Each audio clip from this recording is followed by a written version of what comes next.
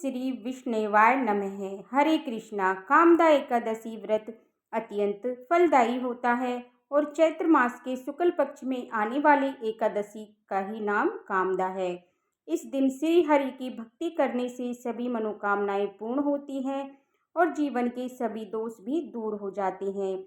अगर इस व्रत को पूरे विधि विधान से किया जाए तो निश्चित रूप से भगवान विष्णु की कृपा प्राप्त होती है और ये एकादशी अपने नाम के अनुरुद्ध भी फल प्रदान करती है, अर्थात भक्तों की सभी मनोकामनाओं को पूर्ण करती है।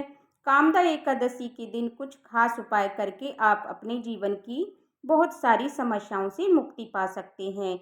लेकिन इस बार एकादशी के दिन अगर आप अपने जीवन से जुड़ा हुआ कुछ भी शुभ या नया काम करने जा रहे हैं तो इस बार आपको सावधान रहना होगा। इस बार एकादशी पर ऐसा संयोग नहीं बन रहा है कि आप कोई नया काम कर सकें, अपने व्यापार से जुड़ा हुआ कर सकें या फिर कोई भी ऐसा नया काम जो आपके जीवन को और आगे ले जाने वाला हो, क्योंकि इस बार एकादशी के दिन भद्रा भी लग रही है और इस बार भद्रा का वास पृथ्वी लोक पर यानी मृत्यु लोक पर ही है रहने वाला है। तो ऐसे में अगर भद्रा काल में कोई उपाय कोई भी इस तरह का काम किया जाता है तो आपको आगे आने वाले जीवन में सुख प्रदान करने वाला हो तो उसमें बहुत सारी परेशानियां आ सकती हैं या वो काम अशुभ भी आपके जीवन में प्रभाव डाल सकता है।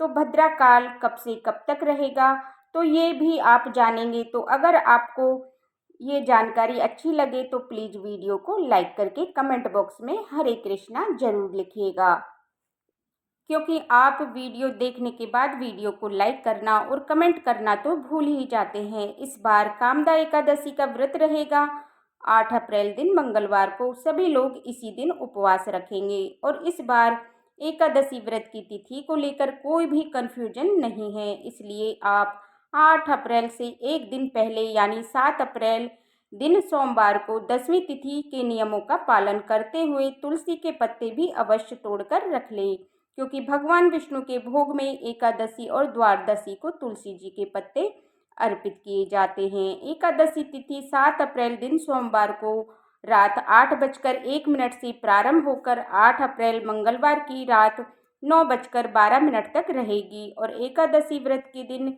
सुबह 8:32 से रात 9:12 तक का जो समय है वो भद्रा काल का रहेगा और 8 अप्रैल मंगलवार को ब्रह्म मुहूर्त सुबह 4:39 से सुबह 5:27 तक रहेगा। इस दिन सूर्य उदय सुबह 6:16 पर होगा और सूर्यास्त शाम 6:41 पर।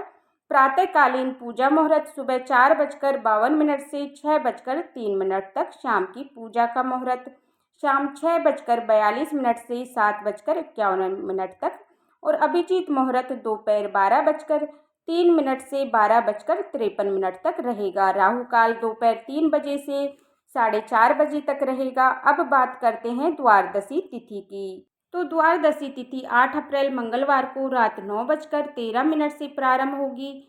इसी के साथ हरिवासर का समय भी शुरू हो जाएगा और हरिवासर का समय 9 अप्रैल को सुबह 2:45 तक समाप्त हो जाएगा। द्वादशी तिथि समाप्त होगी 9 अप्रैल बुधवार को रात 10:55 पर और इस बार की द्वादशी महाद्वादशी है। बहुत से भक्त ऐसा संयोग आने पर एकादशी और फिर अगले दिन द्वादशी तिथि को भी उपवास रखते हैं और इस बार की द्वादशी मदन द्वादशी है। अगर द्वादशी के दिन संतान की प्राप्ति कामना से व्रत रखा जाए तो संतान की प्राप्ति होती है और दाम्पत्य जीवन अगर मधुर बनाने के लिए व्रत रखा जाए तो दाम्पत्य जीवन भी मधुर रहता है।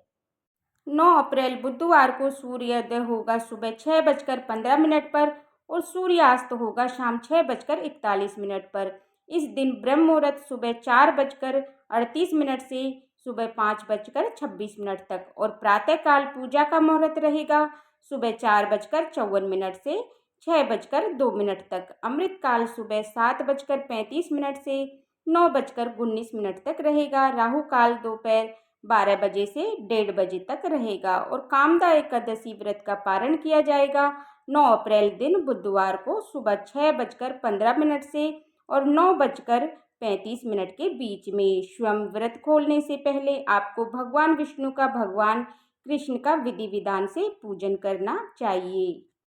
भगवान को सात्विक चीज़ों का भोग लगाएं, साथ में ही तुलसी का पत्ता जरूर रखें और उसके बाद अपनी सामर्थ्य के अनुसार कुछ न कुछ दान करें। इसके बाद आप शुभ मुहूर्त के अंदर अंदर व्रत खोल सकते हैं। जो भक्त इस बार एकादशी और द्वादशी तिथि दोनों ही दिन उपवास रखने के इच्छुक हों, उन्हें इस दिन नमक या अन्न का त्याग करना चाहिए। आप केवल फलाहार कर सकते हैं और केवल फलाहार कर सकते हैं और केवल बहुत आवश्यकता हो तो आलू, साबूदाना, जितने भी ड्राई फ्रूट होते हैं उनका या फलों के जूस का और फलों का भी सेवन कर सकते हैं।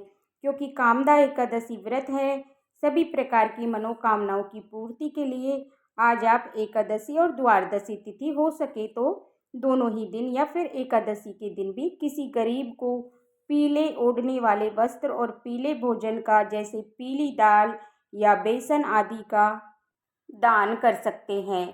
इस तरह से यदि दान किसी निर्धन जरूरतमंद को किया जाए तो मनोकामना अवश्य पूर्ण होगी और भगवान श्री हरि विष्णु की कृपा भी सदैव बनी रहेगी।